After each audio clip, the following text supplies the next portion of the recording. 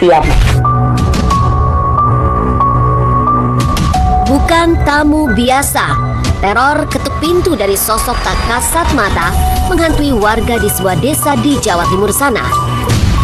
Apa jadinya jika setiap rumah di sebuah desa diketuk pintu mereka menjelang tengah malam hingga dini hari tiba? Seperti apa kisah mereka yang konon pernah berinteraksi dan melihat langsung sosok pocong ningrum dalam wujud wanita parubaya tapi cantik rupa?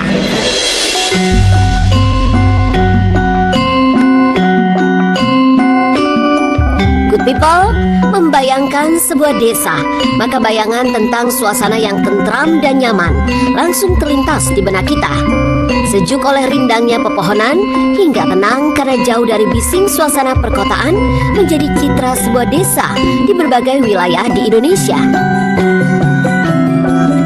Tapi dari sebuah desa di Jawa Timur sana, suasana senyap justru berselimut misteri tentang kehadiran sosok tak kasat mata yang kerap menghantui warga.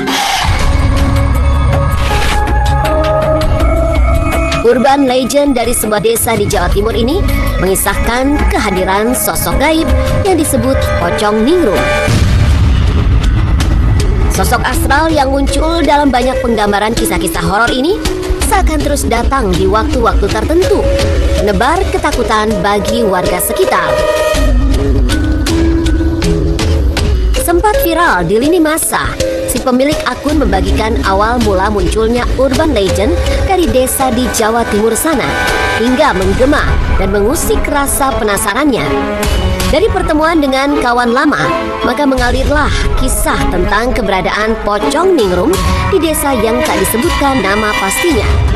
Konon, sosok menyeramkan tersebut menghampiri setiap rumah warga, lalu mengetuk-ngetuk pintu mereka.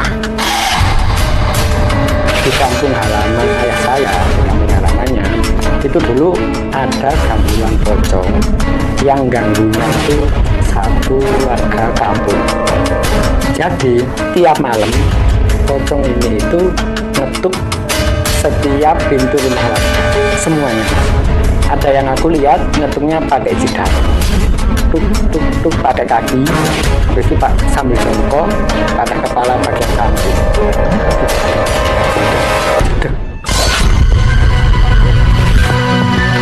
Good people, keheningan sebuah desa berganti riuh ketakutan orang-orang yang tinggal di sana. Di waktu-waktu tertentu dari pukul 11 malam hingga 1 dini hari, maka itulah saat sosok bernama Pocong Ningrum itu hadir dan meresahkan warga. Konon, ketukan pintu misterius yang memecah keheningan malam tidak boleh digubris sama sekali.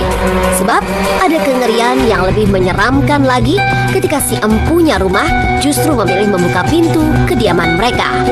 Jika ada yang membuka pintu, dikisahkan Pocong Ningrum akan tinggal dan tidur bersama mereka. Kalau dengar ketukan pocong itu, intinya kalau dengar suara ketukan pintu malam-malam, kalau sampai ada yang buka, pocong itu masuk. Hah? Serius. Jadi masuk ikut tidur di situ. Kalau ada ketukan pintu di waktu itu ya, jangan sampai itu. Jamnya itu antara jam 11 sampai jam 1 malam. Jadi nggak lebih.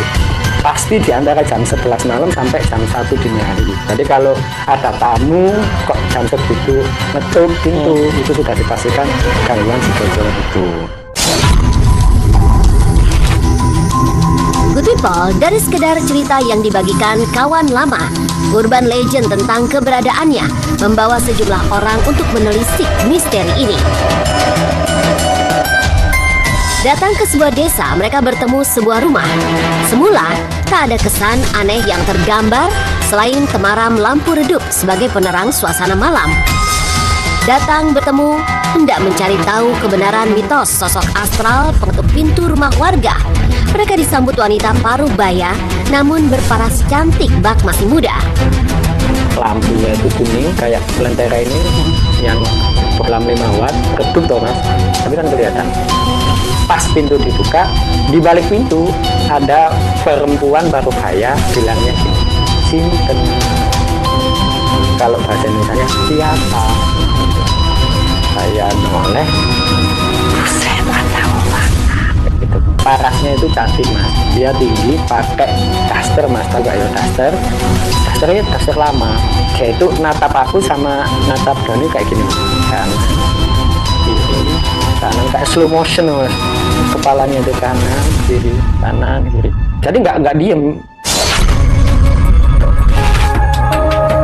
Good people, dalam tutur lisan berbahasa Jawa, si tuan rumah mempersilahkan para tamunya masuk. Dari sinilah awal mula segala keanehan mulai dirasakan orang-orang yang datang guna menguak kebenaran cerita pocong ningrum. Kim, koyo ana apa nih bang atus sih Kim? Coba bunyi yang ini atus sih. Arare turun. Tuh hari ini.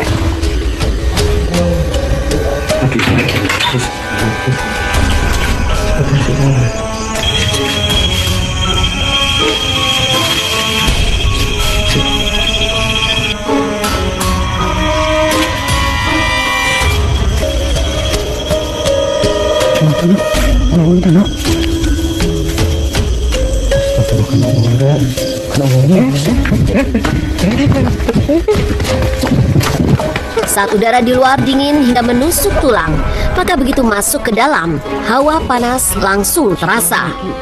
Sejauh mata memandang, di rumah itu keanehan lain muncul dari keberadaan nasi basi hingga aneka lauk yang seolah sudah lama dibiarkan begitu saja berserakan di lantai. Malang ini dingin, itu pelosok dingin, masuk itu panas mas. Rasanya itu kayak masuk ke, kayak kita di dalam rumah ber-AC, keluar jadi panas gitu. Kan langsung ngerasa toh, langsung kayak ngelangkah kaki masuk pintu itu panas.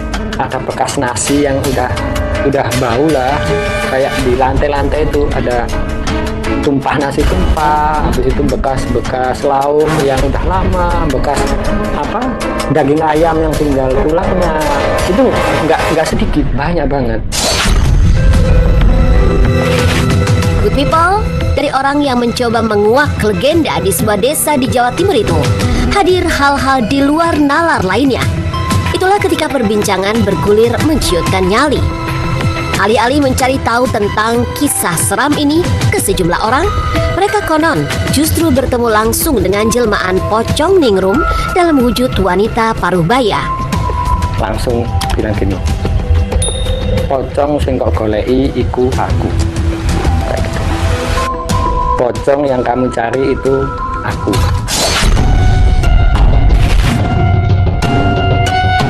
Dan layaknya setiap urban legend, terbentang pula latar belakang hadirnya cerita ini. Konon, sosok gaib tersebut bergentayangan menebar teror lewat ketukan pintu di setiap rumah warga karena nekat mengakhiri hidup setelah kesuciannya dinodai orang tak bertanggung jawab. Mirisnya, korban justru tak dibela, namun dihinakan harkat dan martabatnya sebagai wanita. Konon katanya pocong ini korban pemerkosaan. Nah, di sana yang salah malah bukan yang memperkosa, tapi yang diperkosa. Kayak gitu. Akhirnya entah bunuh diri, entah apa, saya kurang tahu. Saya mau cerita pun takut salah. Apa meninggalnya itu gimana nggak tahu. Yang jelas nggak sakit. Yang jelas ini ya nggak sakit. Yang jelas. Intinya kalau bunuh diri lah, bahasa kasarnya kayak gitu.